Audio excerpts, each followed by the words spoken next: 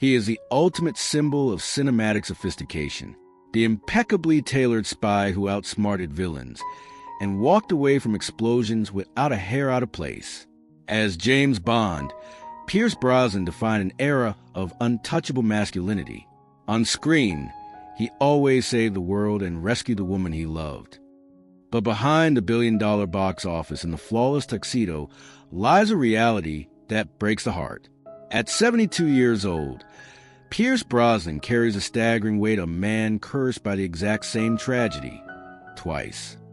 Behind the legend is a broken husband forced to watch his first wife slip away to a ruthless illness, leaving him a devastated single father just as his career exploded. Horrifically, 22 years later, he stood helplessly by as the exact same illness returned to steal the life of his beloved daughter. How does a man whose legacy is built on saving the day survive the realization that he is completely powerless to save his own family? What is the agonizing cost of wearing the mask of 007 while your private world is in ruins?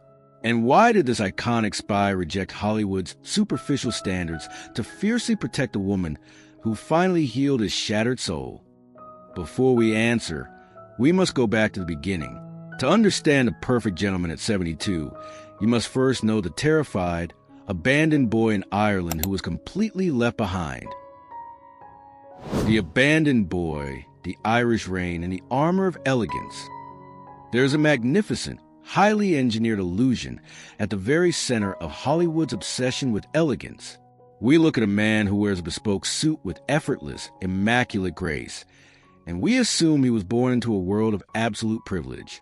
We imagine a childhood filled with grand estates, expensive boarding schools, and a family tree rooted securely in wealth and undeniable confidence. But true, unshakable elegance is rarely inherited. More often than not, it is a highly sophisticated defense mechanism. It is a psychological suit of armor forged in the freezing, terrifying dark by a child who realized very early on that he had absolutely no one to protect him. Pierce Brendan Brosnan was born on May 16, 1953, in the small, working-class town of Navan, County Meath, in the Republic of Ireland. He did not arrive into a world of martinis and Aston Martins.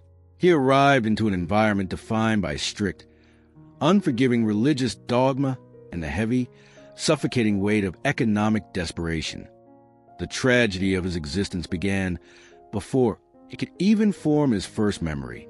When Pierce was just an infant, less than a year old, the fundamental architecture of his life violently collapsed. His father, Thomas Brosnan, a carpenter by trade, packed his bags, walked out the front door of their modest home, and vanished entirely. He left no forwarding address, no financial support, and no explanation. He simply erased himself from the boy's life. For a child born in a deeply conservative Irish Catholic town in the 1950s, the abandonment of a father was not just a private, agonizing sorrow. It was a public mark of shame. Pierce was branded by the community. He was the boy without a father. But the cruelty of the universe had only just begun to systematically strip away his foundations.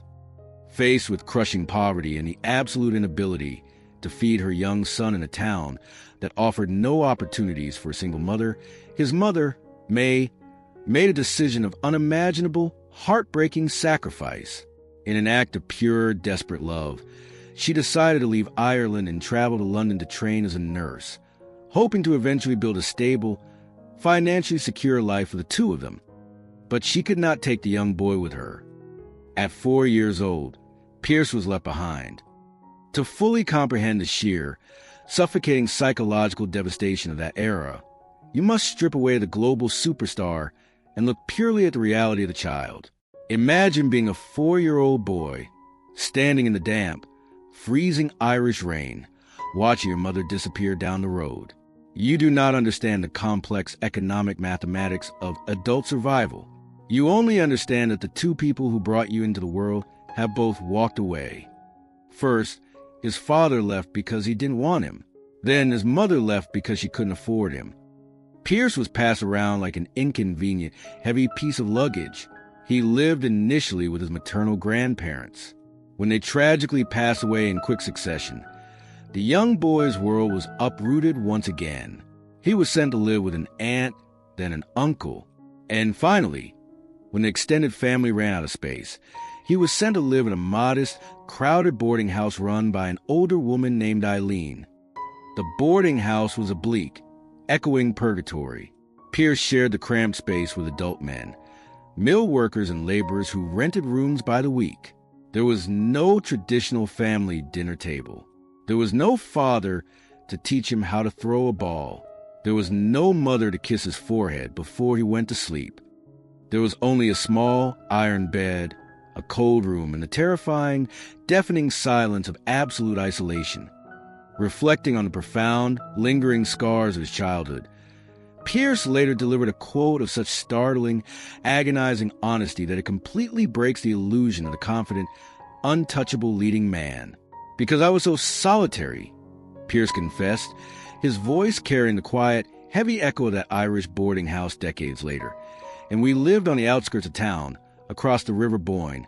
I was an outsider, an only child from a fractured family. I had to learn how to survive by my own wits. Listen to the profound, aching survivalism buried inside that sentence. When a child learns that love is conditional and that the people who are supposed to anchor him to the earth can simply disappear, he develops a brilliant, heartbreaking coping mechanism. He learns that if he is messy, loud, or demanding, he might be discarded again. So, young Pierce learned how to be quiet. He learned how to be polite. He learned how to observe the shifting moods of the adults around him and blend perfectly into the background. He began to forge the immaculate, charming, and fiercely controlled persona that would one day conquer the world. The gentleman was not an aesthetic choice. It was a desperate psychological shield to ensure that nobody would ever find a reason to throw him away. In 1964, when Pierce was 11 years old, the long, agonizing exile finally came to an end. His mother, having successfully secured a life in London and remarried, sent for him. Pierce packed his meager belongings and crossed the Irish Sea, stepping into the massive, sprawling, smog-choked metropolis of South London. He was finally reunited with his mother, a moment of profound relief, but the transition was incredibly brutal. He was thrust into a massive, unforgiving comprehensive school in Putney. Once again, he was the ultimate outsider. He was a tall, gangly boy with a thick, rural Irish accent in an environment where being Irish made him an immediate, highly visible target for mockery and violence. The local boys called him Paddy. They bullied him relentlessly. To survive the concrete jungle of 1960s London, Pierce had to learn how to defend himself. He learned how to throw a punch, but he quickly realized that physical violence would never heal the massive, gaping void in his chest. He was searching for an escape, a way to transcend the heavy, gray reality of his existence. He found his initial salvation in art. He was a brilliantly talented illustrator, possessing a deep, quiet sensitivity. He left school at 16 with only a cardboard portfolio of his drawings, securing a job as a commercial illustrator at a small studio in London. But sitting behind a desk, drawing straight lines or advertisements, could not contain the immense, restless ocean of suppressed emotion building inside him. And then in 1969, the universe threw a completely absurd, magnificent, and life-altering spark into his path. One evening, by pure chance, the 16-year-old Pierce stumbled into a workshop at the Oval House Theatre in London. He didn't walk in looking to become an actor. He walked in looking for warmth. The workshop was teaching a highly unusual, incredibly dangerous skill, fire eating. Imagine the breathtaking, cinematic poetry of that exact moment. The boy who had spent his entire life shivering in the cold, damp shadows of a fractured childhood. A boy who was so terrified of being abandoned that he made himself completely invisible, suddenly learned how to stand in front of a crowd, throw his head back, and literally breathe fire into the dark. The fire-eating workshop opened the heavy, iron doors to the world of acting. Pierce enrolled in the Drama Centre London, dedicating himself to the grueling, classical discipline of theatre. When he stepped onto the stage and wrapped himself in the dialogue of a fictional character, the terrified, abandoned boy from Naven completely disappeared.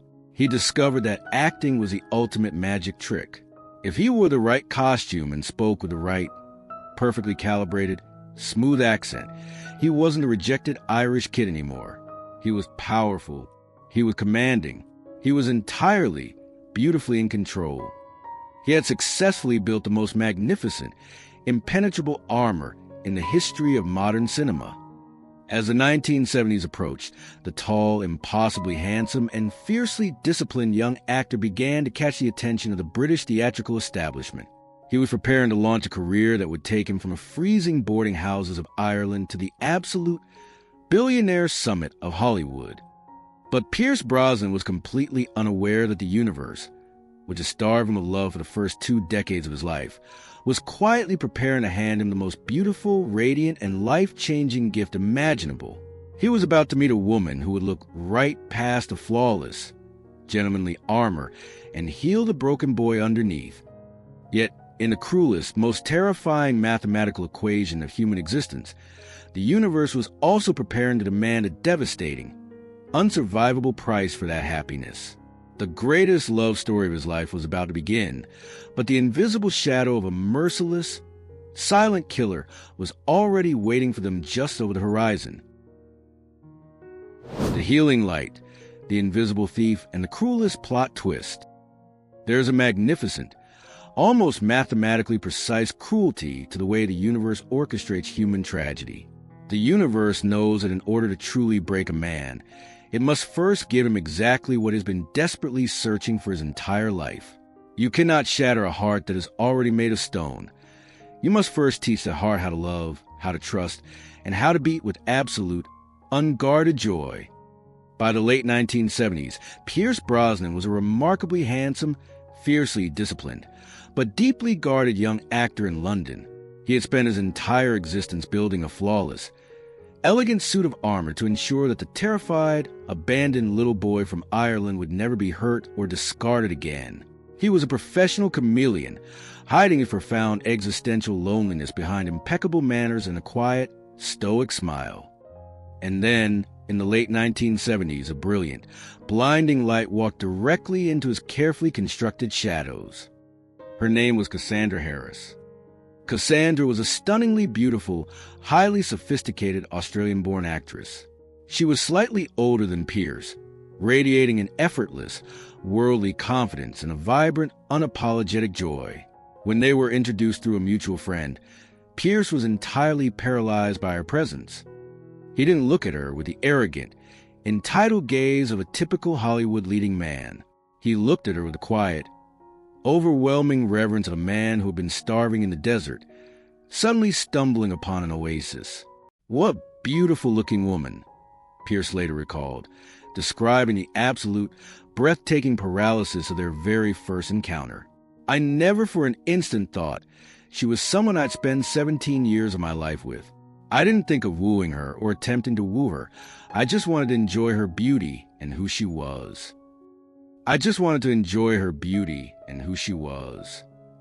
Listen to the breathtaking, almost religious humility in that confession. He did not want to possess her. He simply wanted the profound privilege of existing in the same room as her light. But Cassandra possessed a profound emotional intelligence. She looked right past the impeccably tailored suits, the handsome face, and the polished English accent, and she saw exactly what Pierce was trying so desperately to hide. She saw the little boy shivering in the boarding house. She saw the profound, gaping void left by his absent father and his working mother. And instead of walking away from his complicated, heavy baggage, she reached out, gently took his hand, and provided him with the one thing he had been searching for since 1953, a permanent, unbreakable home. They were married in December of 1980. When Pierce married Cassandra, he did not just gain a wife. Cassandra had been married previously and had 2 young children, Christopher and Charlotte. In a move that completely defines the towering, majestic integrity of his character, Pierce did not view the children as a burden. He adopted them. He gave them his last name.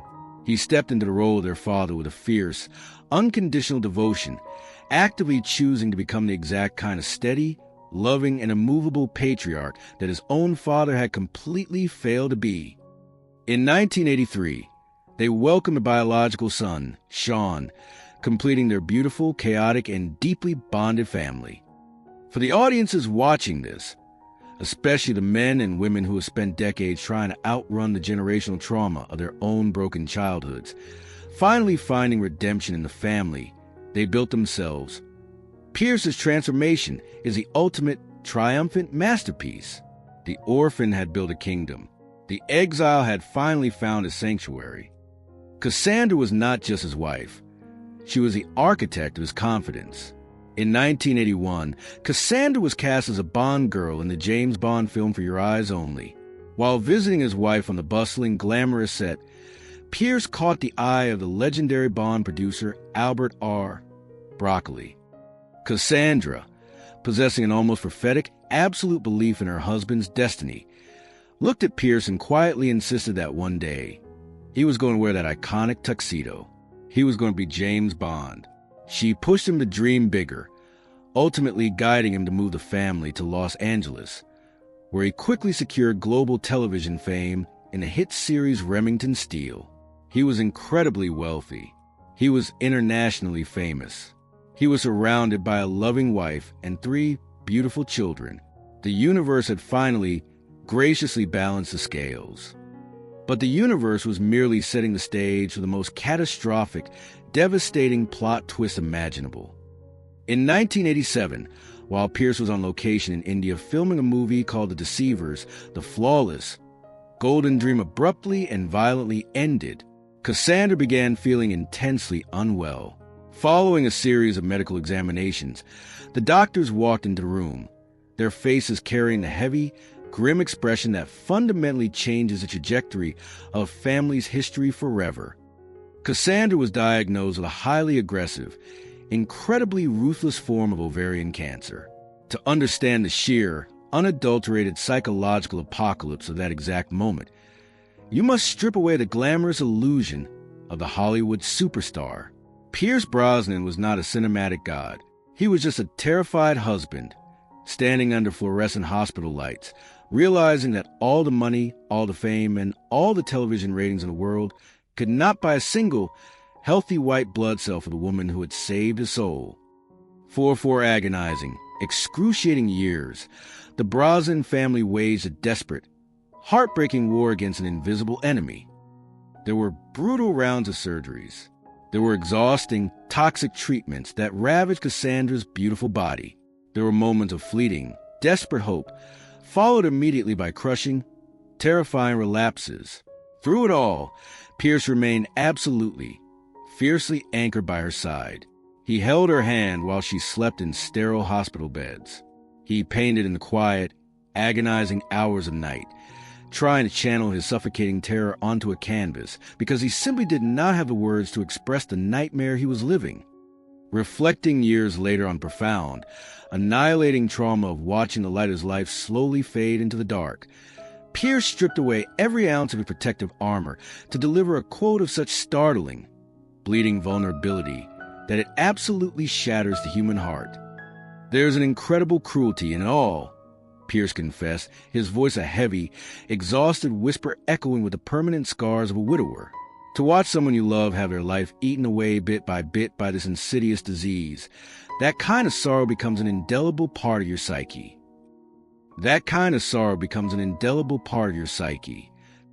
Listen to the absolute, majestic tragedy of that admission. For the older audiences watching this, especially the husbands and wives who have endured the agonizing, unimaginably brave role of being a medical caregiver, who have sat in those quiet, freezing hospital chairs, watching the person they love most in the universe slowly slip across the threshold. Pierce's words are not just an interview. They are a universal gospel of grief. He was learning the most terrifying lesson of human existence. You cannot charm a tumor. You cannot negotiate with a malignant cell. The man who made a living projecting absolute, cool control on screen was completely, utterly powerless. On December 28, 1991, just 3 days after Christmas, a season universally meant for joy, family, and warmth, the invisible thief finally completed its devastating work. Cassandra Harris passed away. She was only 43 years old. When the monitors flatlined, the room fell completely, breathlessly silent. The elegant, highly engineered world of Pierce Brosnan violently collapsed. He was 38 years old. He was a wealthy, globally recognized television star. But as he stood in that hospital room, holding the lifeless hand of his wife, he was thrown entirely back to the freezing, damp streets of Ireland. He was once again the abandoned boy. Only this time, the woman who left him did not walk away by choice. She was violently torn from his grip. He walked out of that hospital as a shattered, grieving single father of 3 children. The sanctuary was burned to ground. The architect of his confidence was gone. And in a stroke of literary irony so incredibly dark and magnificent that it defies comprehension, the Hollywood machinery was quietly preparing to hand the grieving widower the absolute biggest, most iconic prize of his entire career. The universe had just destroyed his reality, and now it was preparing to dress him in a flawless tuxedo, hand him a Walther PPK, and demand that he step in front of the entire world to play a man who was completely, biologically incapable of showing pain. The era of James Bond was about to begin, and the ultimate spy was about to lock his broken heart inside an impenetrable golden cage.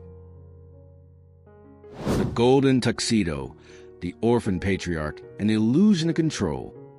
There's a deeply disturbing, highly manufactured psychological disconnect between the men we worship on the silver screen and the bleeding, exhausted reality of the men who actually portray them. In the 1990s, the cinematic world was desperately searching for a new kind of hero. The Cold War had ended. The old, muscular, cigar-chomping action stars of the previous decade felt obsolete. Hollywood needed a man who could kill with absolute, chilling precision, but do so while wearing an immaculate Italian suit and projecting a flawless, sophisticated calm. They needed James Bond. And in 1994, the producers of the franchise officially handed the keys to the Aston Martin to a 41-year-old Pierce Brosnan. To the global public, the casting announcement was a moment of supreme, long-overdue triumph. Pierce was the ultimate, undisputed embodiment of the character. He was incredibly handsome, possessed a razor-sharp wit, and carried himself with an effortless, aristocratic elegance that made him the absolute envy of men and the ultimate fantasy of women across the globe. When GoldenEye exploded into theaters in November of 1995, it completely resurrected the dormant franchise. It grossed over $350 million worldwide. Pierce Brosnan did not just play James Bond. He fundamentally redefined the very concept of international cinematic cool. He was invincible. He drove tanks through the streets of St. Petersburg. He effortlessly seduced beautiful women. He defeated international terrorist syndicates without ever breaking a sweat or showing a single microscopic fraction of human vulnerability. He was the man who needed absolutely no one. But look closely at the catastrophic, agonizingly cruel timeline of his personal existence during those exact same years. When Pierce stepped onto those massive, multi-million-dollar sound stages to portray a man who famously refused to form emotional attachments, he was not acting out of a place of supreme confidence. He was a man who had just had his own heart completely, violently ripped from his chest. Cassandra, the architect of his confidence, the woman who had literally pushed and pursued the role of Bond, had died just 3 years prior. Imagine the sheer, unadulterated psychological torture of his daily reality. By day, he was the most powerful, unshakable assassin on the planet. He was surrounded by publicists, directors, and adoring fans who demanded that he project absolute, unbroken perfection. But when the director yelled, "Cut!" the illusion evaporated. The immaculate tuxedo was hung up in the wardrobe trailer. The glamorous Bond girls went home. The roaring engines of the stunt cars were silenced. And the 41-year-old global superstar had to get into his car, drive back to a quiet, echoing house in Los Angeles, and face the absolute most terrifying, exhausting, and heartbreaking job of his entire life. He was a single father to 3 grieving children. Christopher, Charlotte, and young Sean had just lost their mother to a brutal, agonizing disease. Sean was only 8 years old when Cassandra passed away. The house that had once been filled with laughter, theater scripts, and the warmth of a deeply connected marriage was now a freezing, silent museum of ghosts. There were no stunt doubles for this role. There were no special effects to make the pain disappear. There was no script to tell him what to say when his children cried in the dark, asking questions about the universe that a father simply cannot answer. For the older audiences watching this, especially the men and women who have survived the sudden, violent amputation of a spouse, who know exactly what it feels like to stand in a quiet kitchen at 2 a.m., making school lunches while silently weeping over a sink because you are entirely responsible for keeping the world spinning for your children. Pierce's existence during the 1990s is an absolute masterclass in stoic, agonizing endurance. The media, utterly blind to his internal devastation, treated him as the ultimate eligible bachelor. Magazines crowned him the sexiest man alive. Journalists at glittering press junkets would eagerly ask him what his favorite martini was, or what it was like to kiss his beautiful co-stars. Think about the grotesque, surreal absurdity of those questions. While the reporters were obsessing over his fictional espionage adventures, Pierce's mind was frantically calculating the realities of a traumatized household. He was worrying about Christopher's grief. He was worrying about Charlotte's emotional stability. He was trying to figure out how to comfort his youngest boy. The title of Sexiest Man Alive is a completely meaningless, almost insulting piece of paper to a man who would gladly trade every dollar in his bank account just for 5 more minutes with his dead wife. He did not abandon his children to a team of nannies. He did not lose himself in the superficial, heavily intoxicated parties of Hollywood to numb the pain. The man who had been completely abandoned by his own father in Ireland absolutely refused to let history repeat itself. He stayed in the house. He packed the lunches. He attended the school meetings. He absorbed the explosive, unpredictable anger of teenage grief, standing like an immovable mountain in the center of their shattered universe, ensuring that his children felt the absolute, unconditional security he had never known as a child. He was fighting a silent, desperate war to kill the ghost of his own father's abandonment by becoming the exact opposite kind of man. I had to be both mother and father. Pierce confessed years later, the profound, lingering exhaustion of that era is still audible in his voice. You have to learn how to keep the ship afloat. You have to learn how to be entirely present, even when you feel completely destroyed inside. You just put one foot in front of the other. Listen to the breathtaking, quiet majesty of that survival mechanism. He was not navigating the world with the gadgets of a super spy. He was navigating the abyss of grief with the sheer, blue-collar grit of an Irish laborer who simply refuses to quit. This is the ultimate, magnificent paradox of Pierce Brosnan's peak Hollywood years. The tuxedo that the world worshipped was not a symbol of his power. It was a straitjacket. It was a highly engineered, impeccably tailored uniform designed to completely hide his bleeding wounds. He used the exhausting, demanding schedule of the James Bond films. Tomorrow Never Dies in 1997. The World Is Not Enough in 1999 as a psychological anesthetic. As long as he was running from explosions, memorizing dialogue, and performing exhausting physical stunts, he didn't have the mental capacity to process the agonizing absence in his own bed. He was entertaining billions of strangers, but he was doing it entirely to ensure the survival of 3 children who had lost their mother. He had successfully built a fortress of stability for his family. He had secured tens of millions of dollars, ensuring they would never know the freezing poverty of his youth. But as the decade marched forward, the emotional isolation of being the sole pillar of strength began to quietly, heavily exact its toll. He was a profoundly handsome, wealthy man, but he was fundamentally, agonizingly alone in the dark. He had accepted his fate as a permanent widower. He had locked his heart away in a heavy iron vault, completely convinced that the universe had already granted him his one great love, and that asking for a second chance at happiness was simply mathematically impossible. He resigned himself to playing the glamorous bachelor on screen while living the life of an emotional monk in reality. But destiny, operating with an incredibly gentle, unpredictable mercy, was quietly preparing to intercept the lonely spy. On a sun-drenched beach in Mexico, thousands of miles away from the cynical machinery of Hollywood and the heavy ghost's past, a beautiful, brilliantly intelligent journalist was about to walk into his life. She wasn't an actress.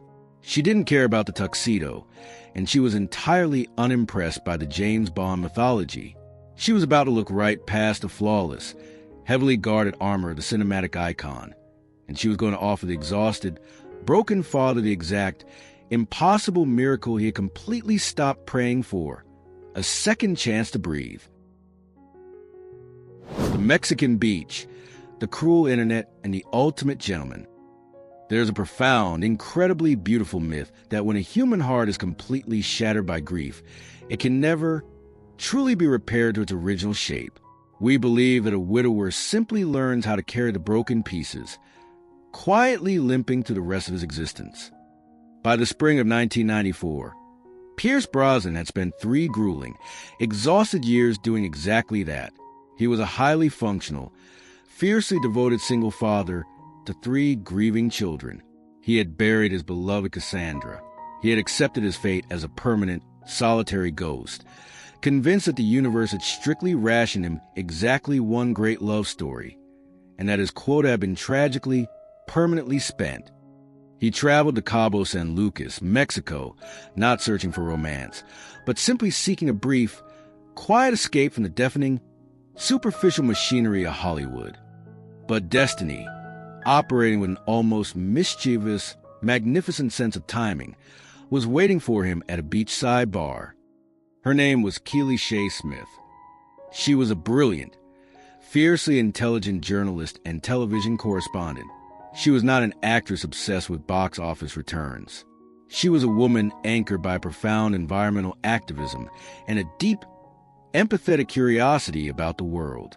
When they were introduced at a party, the connection was not a slow, cautious burn.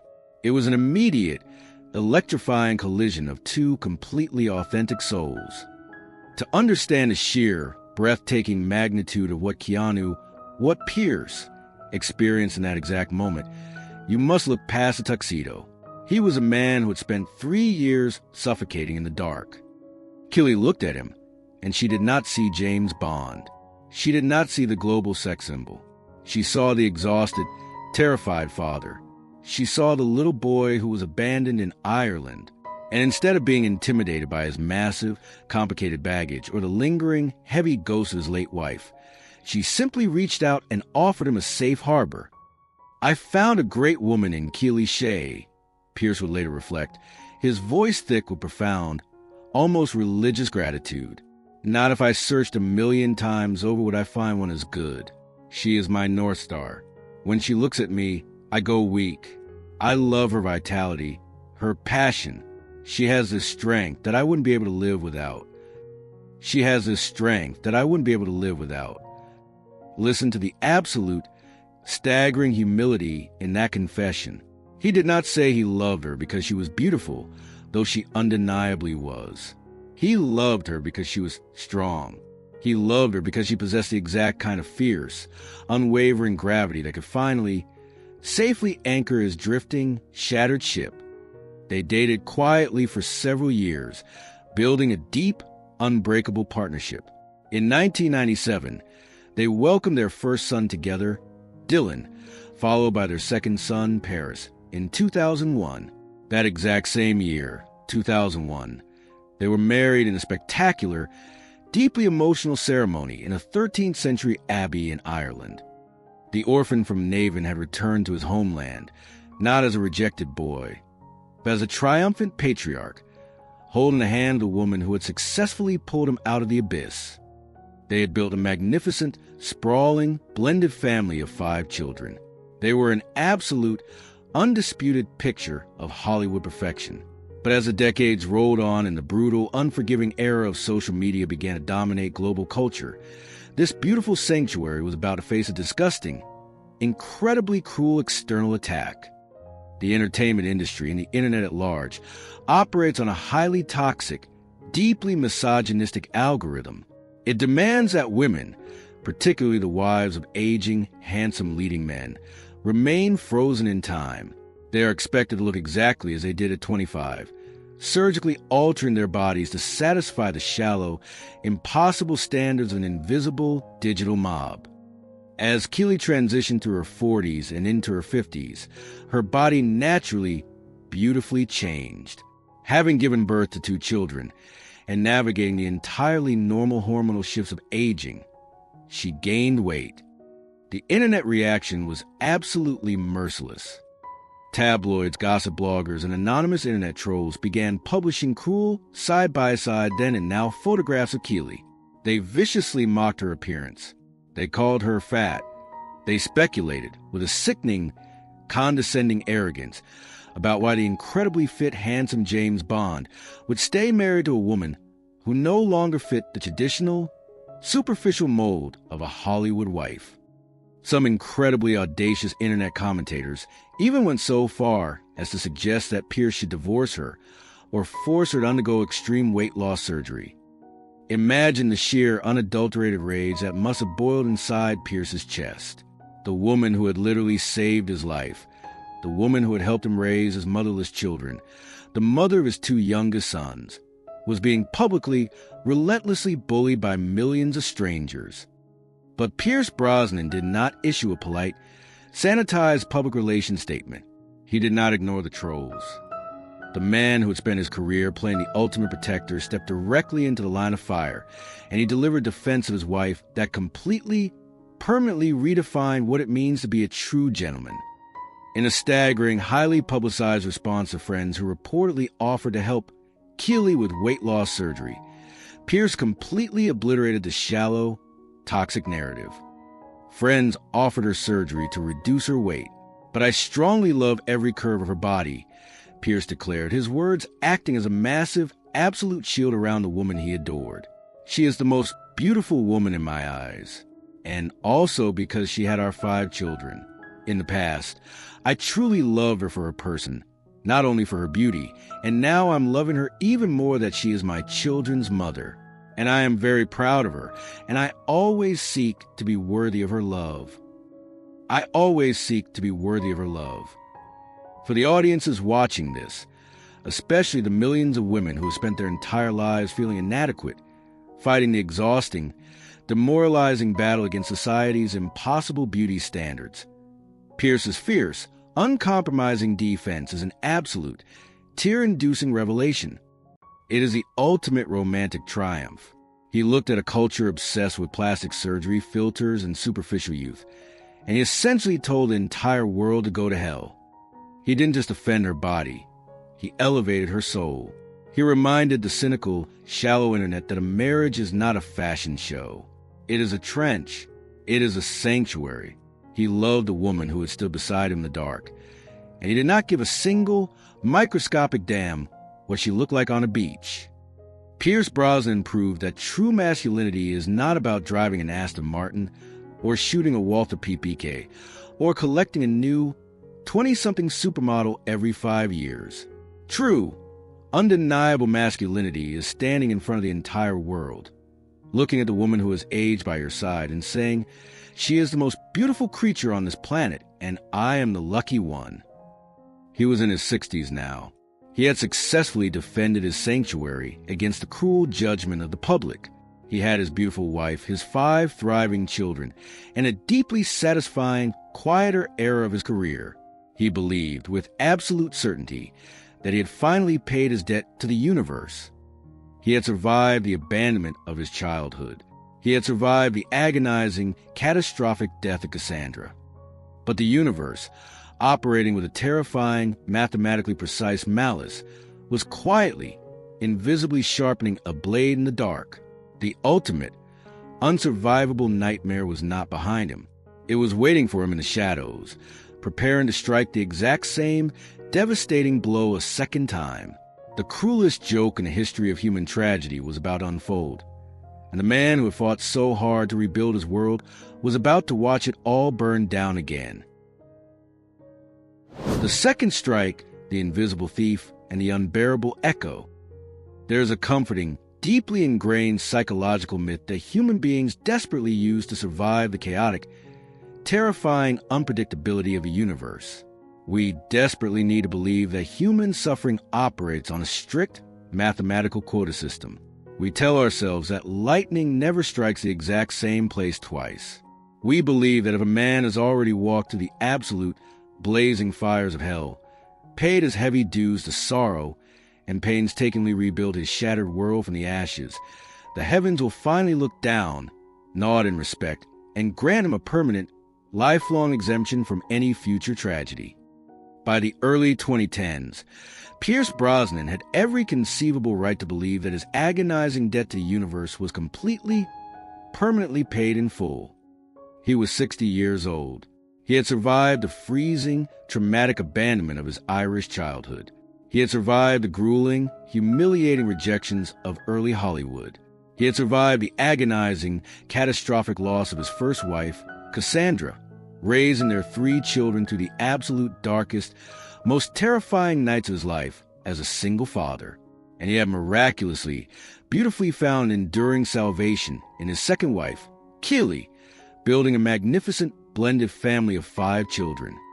He had successfully defended his sanctuary. He was a remarkably wealthy, globally respected elder statesman of cinema. The brutal storms of his youth were supposed to be completely over. But destiny, operating with a cold, mathematically precise, and utterly terrifying cruelty, does not keep a ledger of fairness. Destiny does not care how much a man has already suffered, and it absolutely does not care how much money he has in the bank. In 2013, the flawless, golden sky over Pierce Brosnan's life suddenly went completely, horrifyingly pitch black.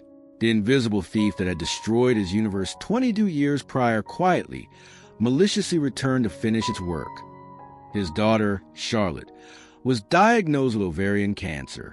To fully comprehend the sheer, unadulterated psychological apocalypse of that exact diagnosis, you must strip away the glamorous illusion of the movie star, silence the applause of the red carpets, and look purely at the bleeding reality of the father. Charlotte was not just his daughter. She was a living, breathing, magnificent legacy of Cassandra. She possessed her mother's radiant smile, her mother's fierce spirit, and her mother's unyielding grace. She was a little girl he had proudly adopted as his own, the child he had held in his arms when her world was falling apart, the beautiful woman he had proudly walked down the aisle to give away at her wedding. She was now a devoted mother herself, raising 2 beautiful children of her own. She was 41 years old, and she was now facing the exact same insidious, ruthless cellular betrayal that had killed her mother at almost the exact same age. Imagine the incredibly visceral, suffocating horror of that realization. When the doctors delivered the news, it was not just a medical diagnosis. It was a violent disruption of time itself. For a man who had spent 2 decades desperately trying to outrun the ghost of that specific disease, being forced to walk back into the exact same sterile, fluorescent-lit oncology wards, listening to the exact same clinical terminology from the doctors, and smelling the exact same antiseptic hospital air, is a form of psychological torture that defies all human language. It was a devastating, unbearable echo. In the films that made him a billionaire, Pierce Brosnan played a man who could disarm a nuclear bomb with 3 seconds left on the clock. He played a man who could defeat any villain by any exotic weapon and effortlessly escape any trap. He had accumulated a kind of immense, staggering wealth that could buy private islands, command fleets of private jets, and hire the most elite security teams on the planet. He was the ultimate, undisputed protector of the world. He could fiercely defend his wife Keely from the cruel, superficial mockery of the internet trolls. He could easily shield his family from the invasive lenses of the paparazzi. But as he sat in that freezing, highly sanitized hospital room in London, holding the fragile, fading hand of his 41-year-old daughter, the cinematic god was reduced to an entirely powerless, weeping mortal. You cannot bribe a malignant tumor with a multi-million-dollar movie contract. You cannot shoot a genetic mutation with a Walther PPK. All the wealth, the global fame, and the worldwide adoration he had accumulated over a lifetime were rendered absolutely, completely useless in the face of biology. He would have gladly traded every single dollar, every box office record, and every tailored tuxedo just to buy his daughter one more healthy breath. But he was just a 60-year-old father begging the universe to take his life instead of hers, and listening to the universe respond with absolute, deafening silence. For 3 agonizing years, Charlotte fought the disease with a fierce, breathtaking bravery that perfectly mirrored the courage of her late mother. Those 3 years were a grueling, exhausting roller coaster of emotional whiplash for the family. There were brief, intoxicating moments of temporary remission where a fragile hope would blossom in the patriarch's chest, followed immediately by the crushing, terrifying plunges of inevitable relapse. Pierce stayed constantly by her side. He completely abandoned the superficial priorities of Hollywood, flying across the globe to be intimately present for the grueling rounds of chemotherapy, the fleeting moments of comfort, and the terrifying, inevitable physical declines. But the mathematics of this specific disease are incredibly, notoriously cruel. On June 28, 2013, surrounded by her husband, her children, and her utterly devastated father, Charlotte passed away. She was 41. Cassandra had been 43. The symmetry of their ages was a cruel, almost mocking detail from the universe. When a parent is forced to bury a child, the natural order of the cosmos is violently reversed. It is an amputation of the future. But when a father is forced to watch a child die from the exact same disease that killed her mother 2 decades prior, the grief compounds into a crushing, suffocating weight that permanently alters the molecular structure of his soul. Following the tragic loss of Charlotte, Pierce Brosnan stepped entirely away from the public eye. The man who had spent his entire life projecting a flawless, effortless charm was utterly hollowed out.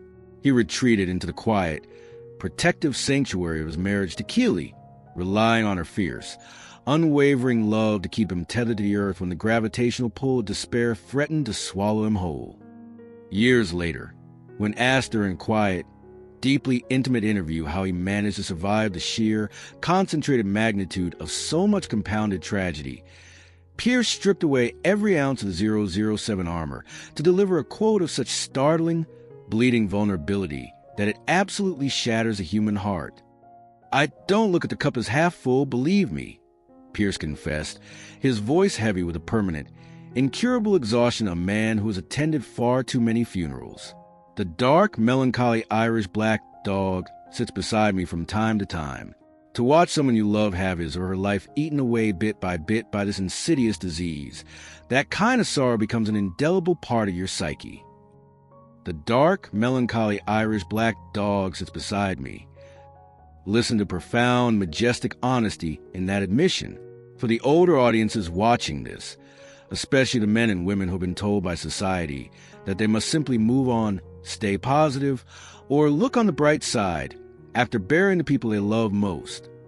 Pierce's refusal to manufacture toxic positivity is an absolute, healing revelation. He validated the darkness. He admitted that sometimes the cup is not half full. Sometimes the cup is completely shattered on the floor. The water is seeped into the dry earth. And you just have to learn how to sit quietly next to the black dog of depression without letting it entirely consume you. The double tragedy completely eradicated whatever remaining vanity or Hollywood ego Pierce Brosnan possessed. He realized that the red carpets, the magazine covers, and the box office records were absolutely meaningless distractions. He realized that the only currency that holds any actual value in this brutal, unpredictable world is the time we spend with the people we love before the clock finally runs out. As he navigated through his late 60s and crossed the threshold into his 70s, Pierce Brosnan found himself standing on a completely different kind of precipice. He was a survivor of a childhood abandonment, a survivor of a ruthless industry, and a survivor of 2 catastrophic, universe-altering losses. He could have easily allowed the darkness to permanently claim his spirit. He had every justification to curse the heavens, retreat into isolation, and become a bitter, cynical recluse hiding behind the high, fortified walls of his immense wealth. But the boy from Ireland, the teenager who had once learned how to breathe fire into the dark London sky to conquer his fears, was quietly preparing for one final, magnificent act of emotional alchemy. He realized that the grief was too massive, too profoundly heavy for words. So he was about to put down his cinematic weapons, step away from the deafening noise of the world, and pick up a paintbrush, embarking on a quiet, beautiful journey to bleed his unspeakable sorrow onto a canvas, paint his own salvation into the twilight years of his extraordinary life. The painter, the patriarch, and the final piece. There's a profound, almost mystical threshold that a human being crosses when they have survived the absolute worst the universe has to offer. When a man has stood at the edge of the abyss not once, but twice, and watched the people he loved most systematically pulled into the dark, a fundamental transformation occurs within his soul. The trivialities of the world, the box office numbers, the magazine covers, the superficial chatter of the Hollywood elite, simply cease to exist. You realize that the only things that matter are the things you can actually hold in your hands. By the time Pierce Brosnan navigated through the suffocating, heavy grief of losing his daughter Charlotte in 2013, he was a man who had been completely, violently emptied out. He had successfully fulfilled his duties as an actor. He had entertained billions. He had protected his remaining children. But the internal psychological reservoir of the 60-year-old titan was completely dry. When the human brain is overloaded with sorrow so dense and so agonizing that it transcends the capacity of spoken language, it desperately requires a different kind of vocabulary to survive. For the boy who had once learned how to breathe fire in the dark streets of London, the salvation of his twilight years was not found in a movie script. It was found on a blank canvas. Pierce retreated to his quiet, private studio. He took off the designer suits, put on a paint-splattered shirt, and stood in front of an empty easel. He picked up a brush, dipped it into incredibly vibrant, aggressive, and luminous colors, and he began to paint. He didn't paint because he wanted to be celebrated as a famous artist. He painted because it was an absolute medical emergency for his soul. He took the suffocating black dog of his Irish depression, the agonizing memory of fluorescent hospital lights, and the heavy, terrifying silence of his mourning, and he violently hurled them onto the canvas.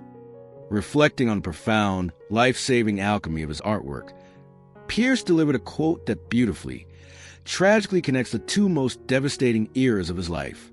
"I started painting in 1987 when my late wife had cancer," Pierce confessed, his voice quiet, reflecting the sacred, intimate nature of his art.